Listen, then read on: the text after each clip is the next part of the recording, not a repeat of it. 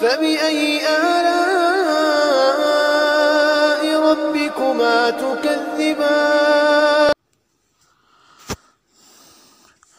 السلام علیکم ورحمۃ اللہ وبرکاتہ۔ آج نظام الدین مرکز انڈیا بنگلے والی مسجد کے امیر مولانا سعد صاحب کی طرف سے ایک تازہ پیغام شائع ہوا ہے جو کہ موجودہ صورتحال کے پیش نظر ہے۔ اس پیغام کو غور سے سنیں اور تاکہ اللہ ہمیں اس پہ عمل کی توفیق عطا فرمائے۔ اس پیغام کو غور سے سنیں۔ بسم اللہ الرحمن الرحیم۔ محترمین و مکرمین احباب دعوت، السلام علیکم ورحمۃ اللہ وبرکاتہ۔ امید کے مجاز گرامی باخیر و عافیت ہوں گے۔ میرے دوستوں اور بزرگوں، جو حال بھی آتا ہے وہ صرف اللہ رب العزت کی طرف سے براہ راست آتا ہے، لیکن اللہ رب العزت نے حالات کو مومن کے اعمال سے جوڑا ہے۔ جیسے اعمال ہوں گے ویسے حالات ہوں گے۔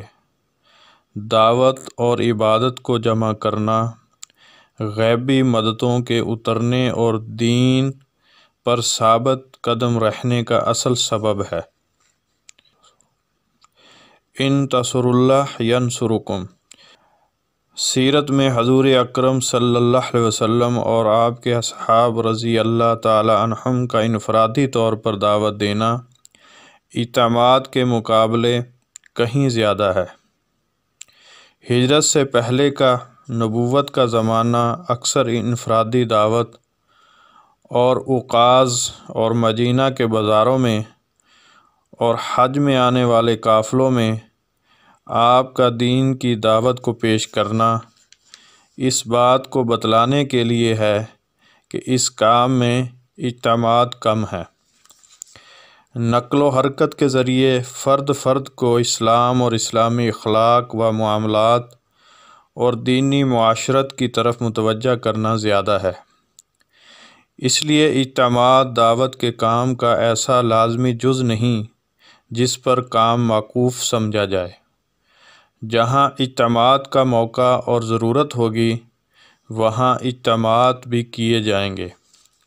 فی الحال ملک میں بیماری کے حالات جس رخ پر ہیں اس میں ہمیں مجمع کو جمع کرنے میں احتیاط کرنی چاہیے، جبکہ غیبی مددوں کے نزول کا یقینی سبب انفرادی طور پر دعوت دینا ہے۔ اس لیے تمام کام کرنے والوں کو اس بات کی طرف متوجہ کیا جاتا ہے کہ جس طرح ہم مارچ کے مہینہ سے شرائط اور قوانین کی پابندی کرتے آ رہے ہیں، اسی طرح آپ بھی اس کی پابندی کریں اور طبی قوانین کی رعایت اور ڈاکٹروں کی ہدایت کی پابندی کرتے ہوئے جتنا کام انفرادی دعوت اور نقل و حرکت کے ذریعے ہو کریں۔ اس میں پریشان لوگوں کی مدد اور ان حالات میں توبہ و استغفار اور اللہ رب العزت کو منانے کی طرف ذکر و عبادت اور انفرادی دعوت کی طرف متوجہ ہونا اور کرنا۔ فی الحال اعتماد سے گریز کرتے ہوئے اپنے علاقوں میں اعمال کا ماحول قائم کرنے